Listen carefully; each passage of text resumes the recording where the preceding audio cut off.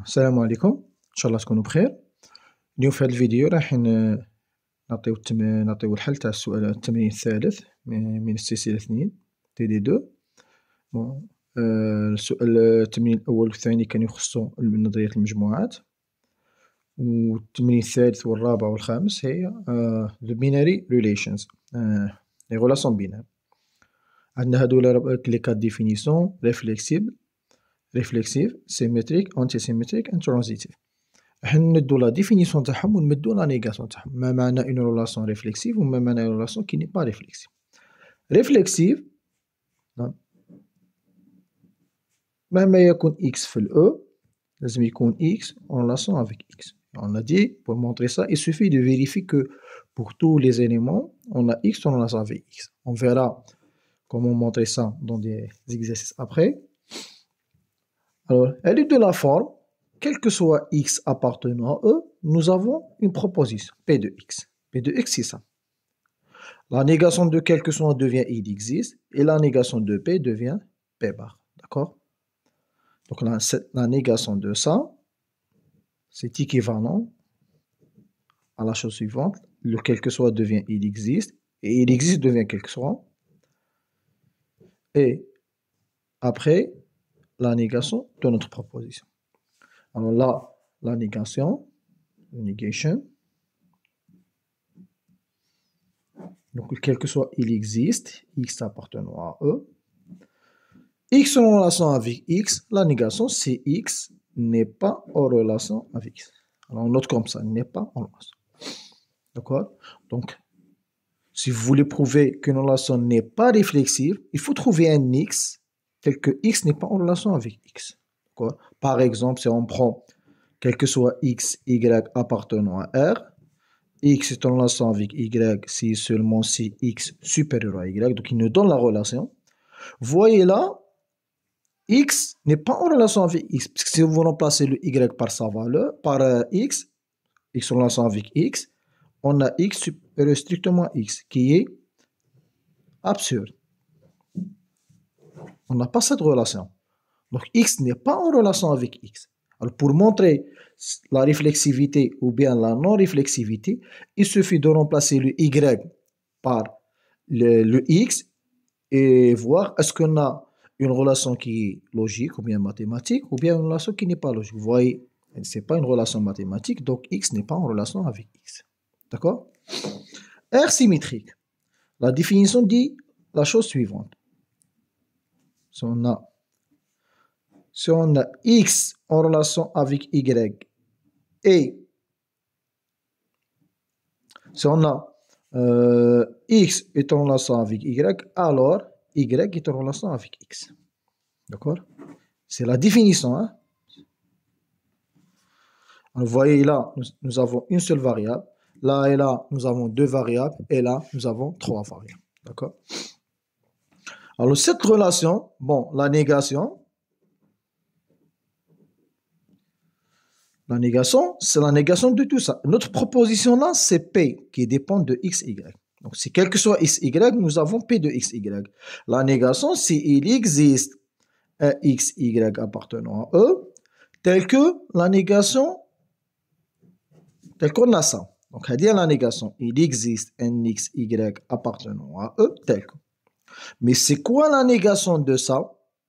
On a P implique Q. On a P et on a Q. Donc, on a P implique Q. Et on fait la négation. C'est comme le premier cours, c'est les éléments de logique. Alors, si on fait la négation, on trouve CP et Q bar. C'est ça la négation de l'implication.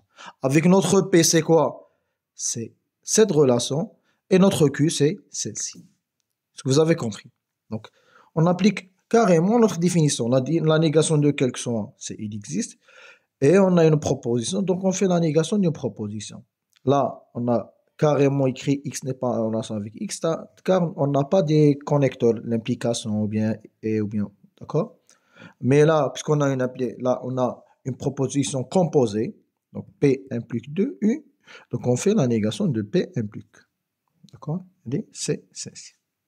Alors, c'est quoi? Maintenant, on va écrire. C'est quoi P? C'est cette relation. Donc, telle que X est en relation avec Y et la négation de Q, Y n'est pas en relation avec X.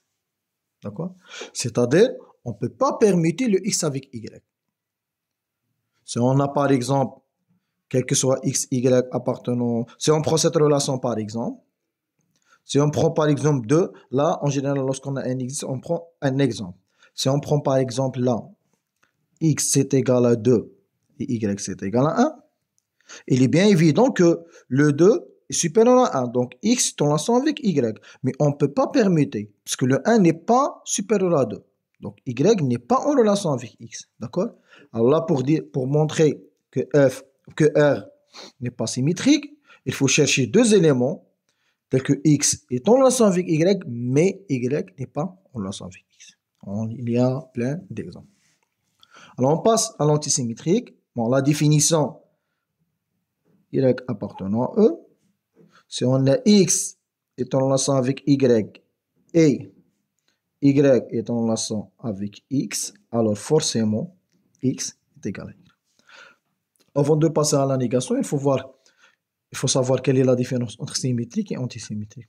Dans la symétrie, si on prend deux éléments, si X est en relation avec Y, alors Y est en relation avec X. C'est-à-dire, si on a deux éléments qui sont en relation, alors on peut les permuter. D'accord? Par contre, là, si on a X en relation avec Y et Y en relation avec X, alors X forcément c'est égal à Y. Que signifie ça?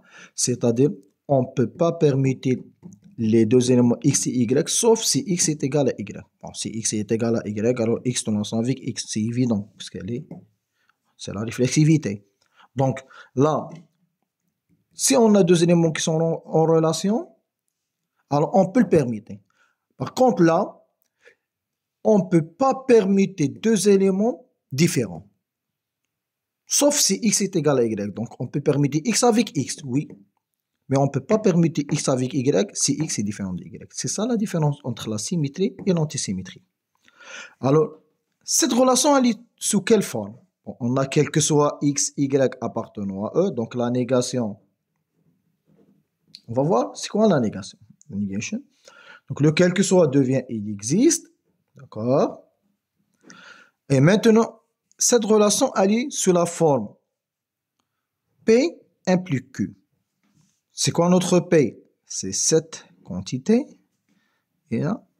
Mais vous voyez, P, c'est aussi une proposition et une autre proposition. Bon, la négation de P implique Q, c'est équivalent à P et Q bar. Donc, le P ne va pas changer, on met le Q bar. Donc, ça va être égal. X est en relation avec Y et Y est en relation avec X. Le P et le Q bar. Le Q bar est X différent de Y. Vous voyez? X est en relation avec Y et Y est en relation avec X et X est différent de Y. Donc, pour déterminer, pour montrer que R n'est pas antisymétrique, il faut chercher deux éléments qui commutent et qui sont différents. Qui commutent, parce que X est en relation avec Y et Y est en relation avec X. Donc, on peut mettre un des parenthèses, sinon c'est pas grave.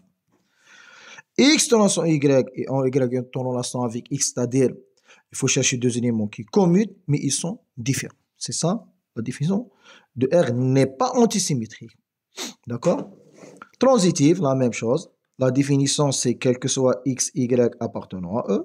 Si on a X en relation avec Y et Y est en relation avec Z, ce que vous appelez la relation de Charles, je ne sais pas, alors X est en relation avec Z. Voilà. La négation, la même chose. Vous pouvez faire comme exercice. Le quel que soit devient, il existe. Elle est de la forme P implique Q. Elle est de la même forme. Donc, on va mettre le symbole E. P implique Q. La négation, c'est P et Q bar. Donc, tel que X est en relation avec Y et Y est en relation avec Z et X différent de Z. Oui, lorsque vous voyez, il existe, là ou bien là, là, toujours il faut chercher un exemple. D'accord? Donc là, il faut chercher deux éléments qui sont en relation, trois éléments, X, Y et Z. Et Z. et Z. 3 éléments. Il faut chercher 3 éléments tels que X est en relation avec Y et Y est en relation avec Z. Et bon, la négation, ce n'est pas différent, ce n'est pas en relation. X est en relation avec Y et Y est en relation avec Z. Et la négation de X en relation avec Z, c'est X n'est pas en relation avec Z. D'accord? Merci pour votre attention.